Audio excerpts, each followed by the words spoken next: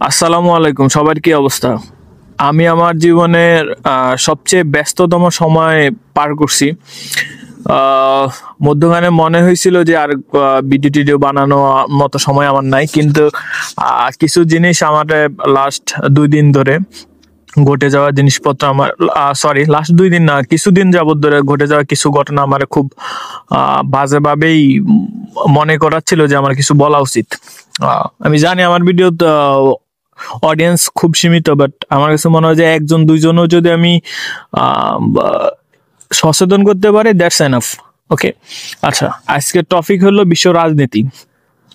আমরা এখন 1970-80 দশকের রাজনীতিতে এখনো পড়ে থাকলেও পৃথিবীর রাজনীতি কিন্তু ক্রমশ পরিবর্তন হচ্ছে।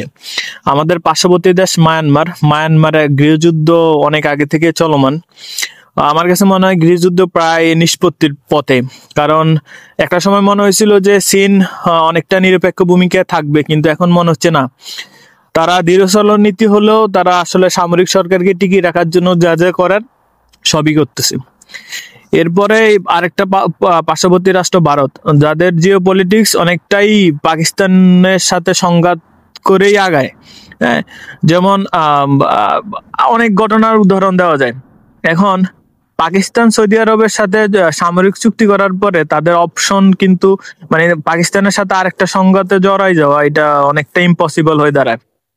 হ্যাঁ, এখন ভারতের যারা ক্ষমতায় আছে, তাদের ক্ষমতা থাকার মেন এলিমেন্ট হলো কারোর সাথে শত্রুতা করা, ধর্মীয় দাঙ্গা বাঁধানো, এইসব উপরে জোর করে তাদের ক্ষমতা থাকতে হয়। মানুষকে তাদের দিকে ডাইভার্ট করতে হলে এগুলো ইস্যু।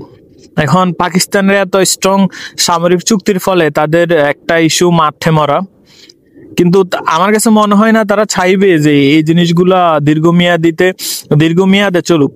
তো তাদের আরেকটা গ্রাউন্ড আছে, সেটা বাংলাদেশ।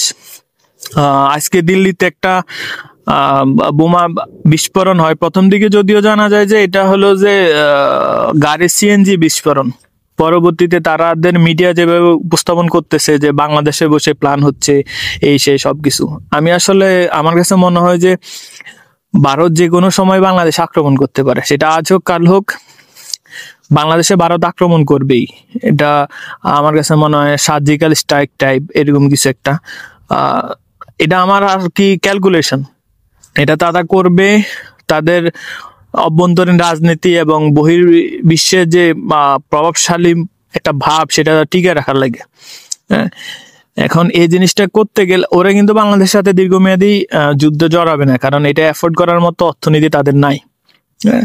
কিন্তু ওই যে সার্জিক্যাল স্ট্রাইক বা এয়ার স্ট্রাইক, এগুলো আসলে আমাদের মতো বঙ্গুর অর্থনীতির দেশের জন্য মরার উপর খরার গা।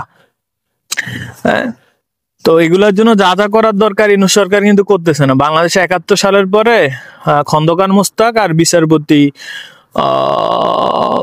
শাহাবুদ্দিন মেবি, মানে আমি মনে করতে পারতেছি না, যাই হোক, সবচেয়ে দুর্বলতম প্রশাসক ছিলেন তারা দুইজন। আমার কাছে মনে হয় ইউনূস তার চেয়ে বেশি দুর্বল প্রশাসক।